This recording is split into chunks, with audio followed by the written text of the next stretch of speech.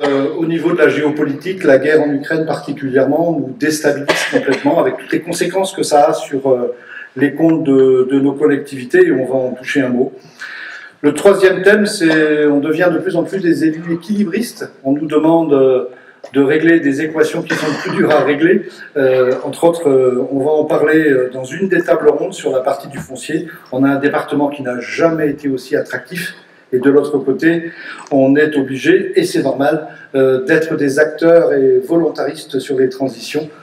Tout ça n'est pas facile à régler. Et puis le dernier sujet, parce qu'il nous tient à cœur, servir l'intérêt général, une valeur à réanimer, parce que vous allez le voir, on a quand même des exemples, que ce soit côté élu, côté agent, avec une nécessité de reprendre un peu les choses sérieusement, parce qu'on pourrait se poser de grosses questions aux prochaines élections de 2026, mais j'y reviendrai à l'instant. Si je détaille un petit peu sur la première partie des élus locaux qui deviennent des gestionnaires de crise, je ne vais pas vous faire la liste, mais rappelez quand même rapidement, situation sanitaire depuis 2020, avec le Covid-19, même si 2021 a été un tout petit peu plus souple, 2022 aussi, n'empêche qu'on passe toujours notre temps à faire des protocoles sanitaires, un certain nombre de procédures, et là vous voyez bien qu'on est encore dans une période incertaine.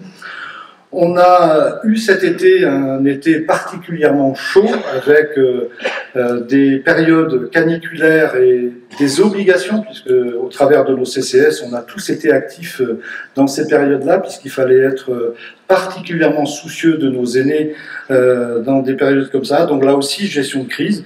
Derrière, épisode caniculaire, sécheresse avec les conséquences, et on en parlera dans une table ronde sur l'eau.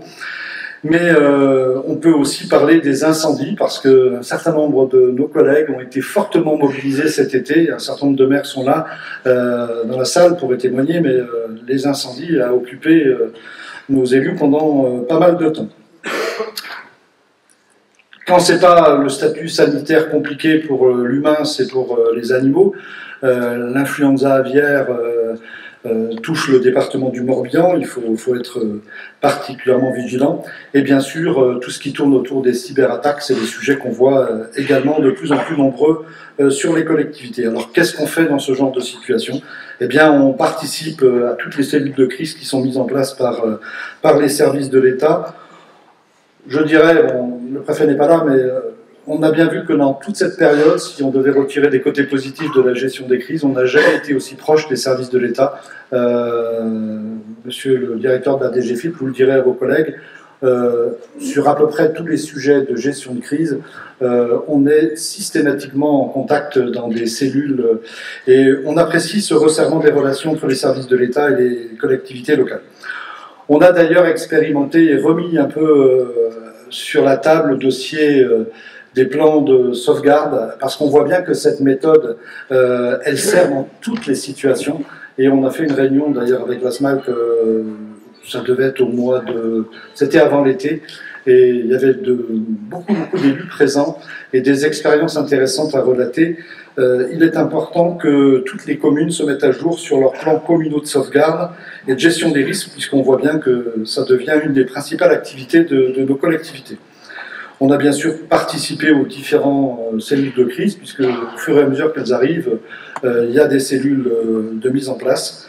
Et puis on était dans le lancement opérationnel de notre charte cybersécurité. Rappelez-vous, c'était une des tables rondes de la dernière Assemblée Générale que l'on avait fait dans le Pays de Lorient. On avait d'ailleurs eu à ce moment-là un engagement de toutes les communes à rentrer dans le dispositif. Et l'autre jour, on a vu, pour information, la gendarmerie qui est particulièrement en avance sur ce sujet-là dans le Morbihan. Et quand elle nous a donné le chiffre des communes qui avaient fait des diagnostics, on voit bien que cette mobilisation collective fonctionne. Et je crois qu'il y en a encore presque autant sur les listes d'attente de la gendarmerie. Pour ceux qui ne l'auraient pas fait, faites-le parce que c'est vraiment intéressant. Et ça vous oblige immédiatement à mettre des actions hyper intéressantes pour vous protéger. Le deuxième sujet, c'est des élus équilibristes, ou l'art de concilier l'attractivité du territoire et puis les nécessaires transitions. Là, je reprends en deux thèmes toute la réglementation environnementale qui arrive, et particulièrement la loi climat et résilience.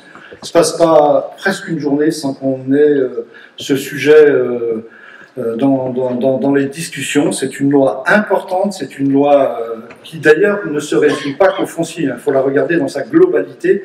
Elle est structurante, elle est importante, impactante pour nous et nous oblige à revoir complètement nos dispositifs. Bien sûr, la très forte attractivité du Morbihan avec en face une pénurie de logements. Pareil, vous verrez, monsieur le préfet vous dira que dans ses visites, depuis 2 mois qu'il est là, il entend parler de logement, de crise de logement, à peu près avec tous ses interlocuteurs. Donc c'est un vrai sujet. Qu'est-ce qu'on a fait dans cette période? Bien sûr, on a participé à toutes les discussions et à tous les travaux sur le ZAN, et en particulier avec les réunions qui se passent au niveau régional sur les interscots. On voit bien que ce sujet devra être arbitré au niveau régional, au niveau départemental, au niveau de nos intercos. C'est un peu les poupées gigognes, hein. Mais il faudra que tout le monde fasse des efforts pour qu'on trouve la solution à ce dossier. C'est un sujet dont on va parler dans une des tables rondes de ce matin, et vous verrez qu'il y a vraiment beaucoup de choses à dire. Réflexion sur les échanges et partages multi-acteurs. On a besoin de décloisonner nos façons de faire. On a commencé à signer les premières conventions entre des multiples acteurs sur un territoire. Vous savez, tout le monde fait son étude environnementale, tout le monde fait son étude sur l'eau, sur ceci, sur cela. Et il faut absolument qu'on apprenne à travailler ensemble et à passer des conventions pour compiler ces informations. Tout ça dans l'objectif de livrer à l'autorité environnementale des informations déjà compilées et réalisées, parce que vous savez comment ça fonctionne. Aujourd'hui, j'aurai l'occasion de le redire au préfet quand il sera là, mais ça commence à devenir un peu agaçant. D'un côté, on a du réglementaire avec des objectifs de plus en plus et des défis de plus en plus compliqués à relever, mais de l'autre côté, on n'a pas non plus un effort fait par l'administration pour nous faire avancer au moins aussi vite qu'avant. Si déjà c'était aussi vite qu'avant, le problème c'est qu'on perd du temps tous les ans avec une réglementation de plus en plus compliquée. Donc ça, j'ai eu l'occasion de le dire en tête à tête avec le préfet, j'aurai l'occasion de le redire, et ça fera partie des sujets qui seront abordés en table ronde.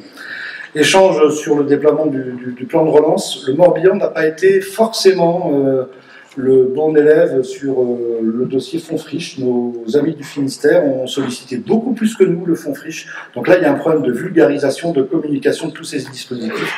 C'est aussi notre rôle à l'AMF de revenir vers vous, et on l'a fait avec un certain nombre de communes pour aller chercher des subventions et des aides, surtout si ce dispositif, dans la loi climat et résilience, va rester un des dispositifs d'accompagnement des collectivités importants. Travaux sur le lancement d'une conférence logement. Je crois qu'on a une petite affiche le 20 septembre. Le préfet, ça avait été une demande du préfet Mathurin et le préfet Volo l'a reprise. Il va y avoir le 20 septembre avec des multiples partenaires, des collectivités, des bailleurs, des entreprises du bâtiment. On va faire une grande conférence sur le thème du logement, parce qu'il est temps qu'on se mette non seulement à faire les constats, mais qu'on commence à mettre sur la table un certain nombre de solutions, et particulièrement sur le logement des actifs. Dernier point qui résume. Voilà mon slide. Servir l'intérêt général, une valeur à réanimer. Pourquoi on vous met ça dans le bilan d'activité? Parce que quand on regarde les chiffres, on n'est pas encore à mi-mandat. Et quand je regarde les chiffres de démission d'élus depuis le début du mandat, c'est assez effrayant. On a passé le cap des 15% de démission des élus. Alors, des maires, pas beaucoup, on en a 9, mais c'est pas que des démissions, malheureusement.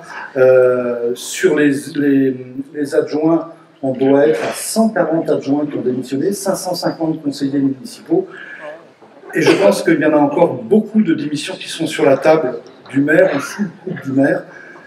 C'est des chiffres qui sont alarmants. Alors tous les ans, on dit, enfin tous les mandats on dit ça, mais ce coup-ci c'est particulier. Alors, on pense qu'on a une partie des explications au travers de la particularité de cette élection de 2020. Déjà, rappelez-vous, on a eu très peu de listes candidates. On avait beaucoup de communes avec une seule liste.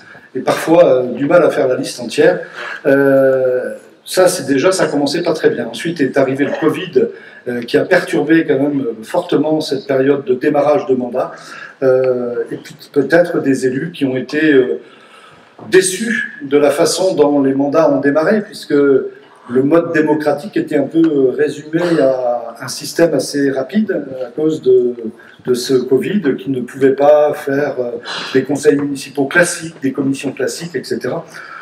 Mais je pense qu'il faut chercher l'explication dans autre chose que ça. Ça, c'est le côté facile qu'on a en réponse, mais il n'y a pas que ça. La diminution de l'attractivité des métiers de la fonction publique territoriale, là aussi, on commence à atteindre la cote rouge.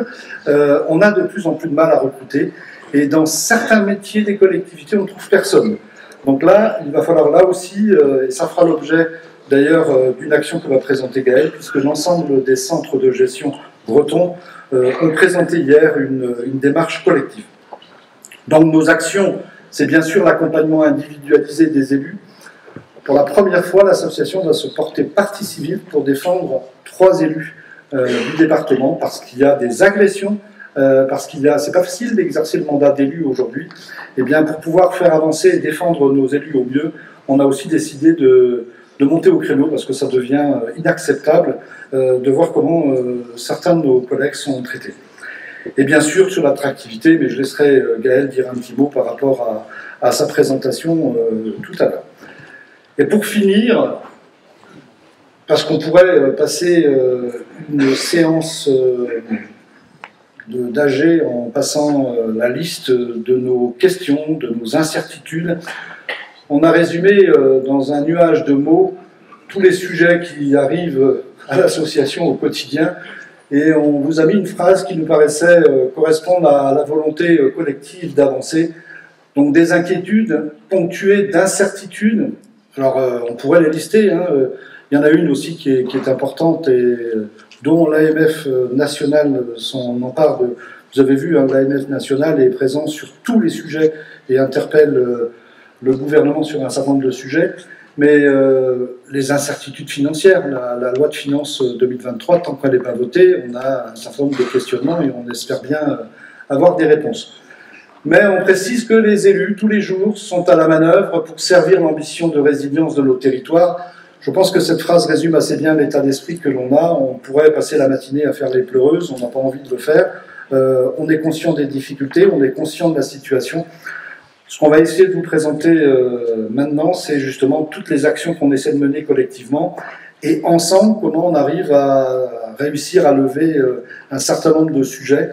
On va le voir sur les 2 premières tables rondes, que sont l'énergie et l'eau, grâce à de l'anticipation, à un travail collectif, un travail de réseau. On a déjà prouvé qu'on pouvait faire des choses intéressantes et c'est pas fini. Et puis sur le dernier sujet, qui est un sujet plus d'actualité et plus récent, qui est la problématique de la gestion du foncier, et je profite de saluer le président de région qui vient d'arriver, le fameux ZAN, forcément en lien avec le Stradet, mais je pense que Loïc nous dira un petit mot là-dessus. Ça, c'est un sujet extrêmement important dans la vie de nos collectivités, qui va nous occuper, en tout cas fortement, les prochains mois. Voilà en résumé ce que je voulais vous dire en guise de rapport d'activité, de rapport moral. Y a-t-il des questions avant qu'on mette au vote le rapport financier, le rapport d'activité? Je ne vois pas de main se lever. On va donc finir la partie statutaire rapidement.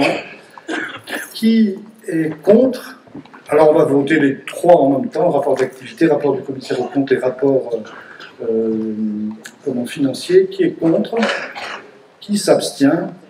À l'unanimité, merci. Donc on va considérer que notre assemblée générale, d'un point de vue statutaire, est close.